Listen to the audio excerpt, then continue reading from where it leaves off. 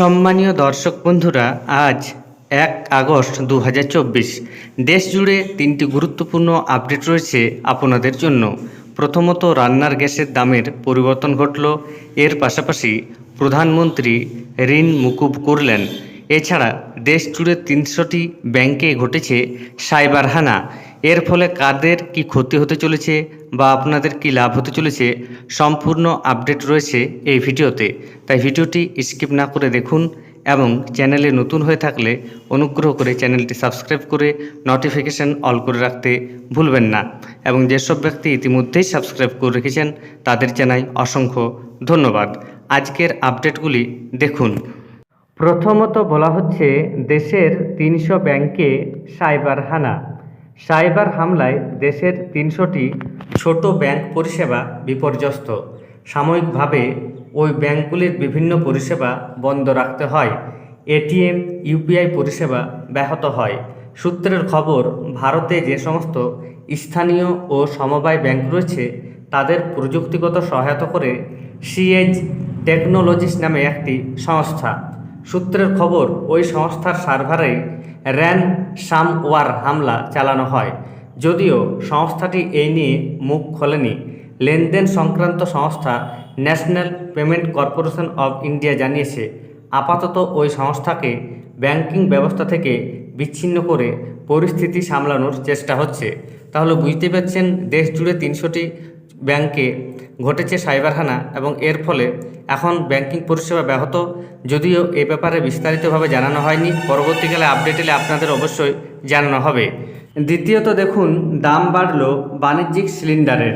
বলা হচ্ছে, চলতি মাসে বাণিজ্যিক সিলিন্ডারের দাম 8 টাকা 50 পয়সা বাড়ালো কেন্দ্রীয় সরকার।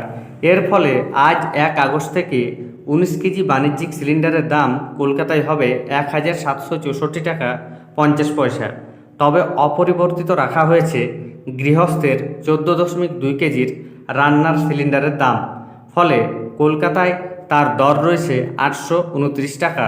তাহলে বুঝতেই পারছেন, আগস্ট মাসে রান্নার গ্যাসে দাম বাণিজ্যিক ক্ষেত্রে বাড়ল, তবে ঘরোয়া রান্নার গ্যাসের যে সিলিন্ডার সেক্ষেত্রে দাম অপরিবর্তিত রয়েছে।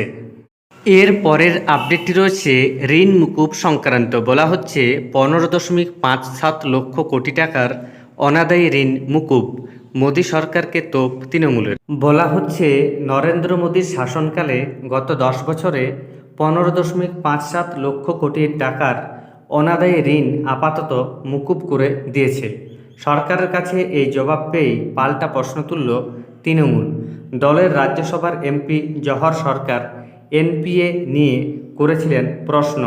তার জবাবে অর্থমন্ত্রকের রাষ্ট্রপতি পঙ্কজ চৌধুরী লিখিতভাবে যা জানিয়েছেন তার হিসেব তুলে ধরেই এক্স হ্যান্ডেলে সরকারের সমালোচনা করেন জহরবাবু।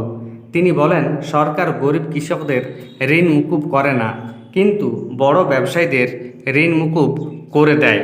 অন্যদিকে সরকারের পরিকল্পনার অভাবে যে বছর বছর খাদ্যশস্য নষ্ট হচ্ছে তা এক প্রকার মেনে নিয়েছে কেন্দ্র। খাদ্যশস্য নষ্ট ইস্যুতে লোকসভায় প্রশ্ন তুলেছিলেন তৃণমূলের এমপি মালা রায়। জবাবে খাদ্য মন্ত্রকের রাষ্ট্রপতি নিবুবেন জয়ন্তী ভাই লিখিতভাবে বলেছেন, গত 3 বছরে 19.5 কোটি টাকার খাদ্যশস্য নষ্ট হয়েছে। এফসিআইয়ের গুদামে সরকারি খাদ্যশস্য থাকে, তারাই হিসেব করে কোথায় কত খাদ্যশস্য নষ্ট হয়ে যাচ্ছে।